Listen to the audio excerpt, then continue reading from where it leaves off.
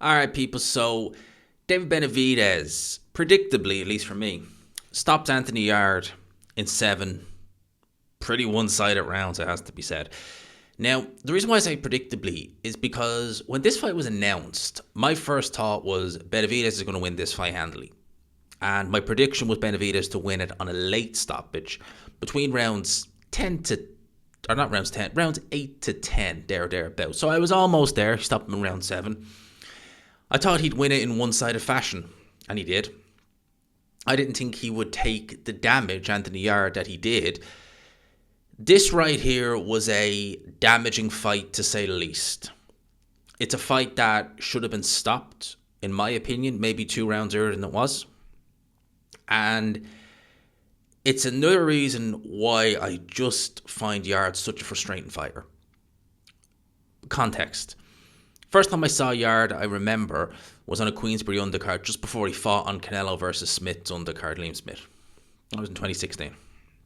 He looked talented. He looked athletic. He looked to have punching power. He looked the business. 10 amateur fights. It's not ideal, but for someone with such little amateur experience, he looked very polished. So you thought there's talent there. Moving the right way. Match very, very slowly on the come up. Nothing wrong with that. 10 amateur fights. It's fair enough. All of a sudden, they pushed him and put him in a fight with Sergey Kovalev. Seemed a bit mad. They did it. He almost won it. He didn't. And since then, it's been up here, down there, Lyndon Arthur. Am I wrong? No, I'm not wrong. That's no way to develop a fighter. And it was okay when the fighter was in his late 20s. He's now in his mid-30s. I said in my pre-fight video that the chickens are going to come home to roost for Anthony Yarde and his team, and they did. It's frustrating because I see a talented fighter who should have been a world champion, but he won't be. Not after this fight anyway, he definitely won't be. His only hope is that Benavidez apparently is moving up to cruiserweight to fight Zerdo in May, so it does free up a title. Maybe you could pick that vacant one up, who knows. But the beating you took tonight, it's going to take some coming back from. I thought that Yarde should have left his trainer Tunde Ajayi many years ago, 5 years ago now actually. Almost 5 years ago actually, 2020. And people are saying, well, maybe now he'll leave him. Well, you may as well just close the barn door after the horse has already bolted. You know? Let's talk about this fight. So, going into this fight, I was making Benavidez the firm favourite. From the first round, you could tell that the writing was on the wall. Yarde came out in the first round. He tried to establish his jab, didn't have much success with it. In that kind of Philly shell, shoulder roll, Floyd Mayweather-esque defense, trying to fight like a defensive fighter when his defense has never been the tightest and has never been tightened up. Another reason why he should have left his trainer many years ago, because he's still making the same mistakes even now. I'm just saying. Defense wasn't there. Benavidez's jab was definitely harder. It was faster. It was just better. And he was putting Yarde in the back foot almost immediately. Now, Yarde is someone, when you dictate the fight's tempo, he's not doing particularly well. He likes to dictate at his tempo. Even if he's getting outboxed, as long as he's not having to overexert himself, he's pretty okay. He keeps his shape. But he was overexerting himself in the first round. Benavidez was just putting it on him. He was on him like a bad smell. And he was throwing everything at him. He was throwing hooks. He was throwing uppercuts. He was throwing body shots, head shots, everything.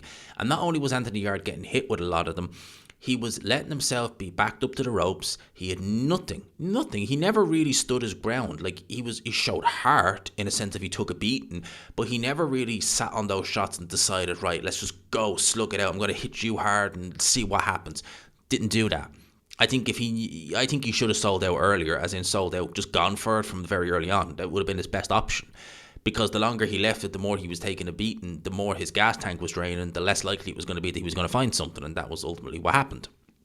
So, first round goes that way, goes to Benavidez. Has a better second round, Anthony Yarde. You could argue that he won the round. I wouldn't mind if you didn't give it to him, but you could maybe make the case that he maybe potentially won the round.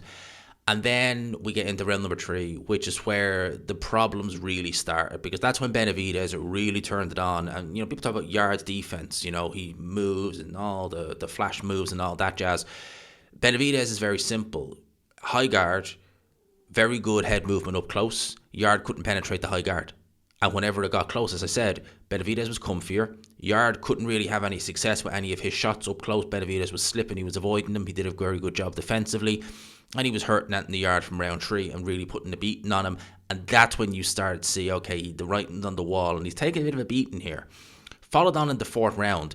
But this is the inexperience of Yarde. I know he's a 10-year pro. He's had over 20-odd fights. 30 fights, I think, now, actually. But inexperience, because he gets backed up to the ropes, the end of the 4th round. He's got his guard kind of up like that. He's not holding Benavidez. He's not pushing him back. Benavidez has a free hand and just proceeds to just start hitting Anthony Yarde. Referee could have easily stopped the fight then, because he was getting hit and he wasn't returning fire. He's lucky he wasn't stopped there. It wasn't that he was taking serious punishment, but you can't do that. Just let the opponent start hitting you and not return fire. Very inexperienced. If you've got a free hand, you're allowed to use it. It's as simple as. You'll hear fighters or trainers, or not trainers, you'll hear referees like Richard Steele say, punch or get out. You got a free hand, use it. Yarde didn't. Yarde didn't hold, he didn't do anything, he didn't negate that. So again, into the 5th round, that was a bad round. Yarde really started shifting some punishment there, and that's when I was thinking, right, now we need to start having questions about, do we pull the guy out? Potentially after this round, let him out for the 6th and see what happens. Goes out to the 6th. Not a good round, takes a beating in that round, really shifts some punishment in that round. And at that point, I'm like, pull him out. His nose is battered, it's bleeding, I think it's maybe broken, there's talk of an orbital bone. And yeah, pull him out. What did Tunde Ajayi do? And I will just say this now, Tunde Ajayi, that was pathetic corner work. Pathetic, absolutely. Your guy took unnecessary punishment, and the best you could say is you're a warrior, lions in the camp. Brilliant, well done. If it was that easy, we'd all do it. Let him out for round number 7. Yarde goes down and Benavidez gets docked 2 points. I wonder, did he hit Yarde on the way down? Did he, long and the short of it, the right was on the wall. It made no difference in the grand scheme of things. Yarde gets back up, but he's taken punishment again and again and again. Then he's hit with a big left hook. The referee just decides enough's enough. No issue with the stoppage. I think the corner should have done it the round before. But Yarde gets stopped on his feet. Showed tremendous heart. He's always shown heart, Anthony Yarde, so definitely not going to critique him for that. But this was a mismatch. This was a mismatch. And as I've said, I think with Yarde, he's at the point of diminishing returns. I think that he's stagnated that much. He's in his mid-30s now, and I don't think the best is yet to come. I think the best has been and gone, and I think the best was spoilt, to be honest with you. And I think that that's very frustrating for someone like me who's watched Anthony Yarde for most of his career and saw a very, very good fighter.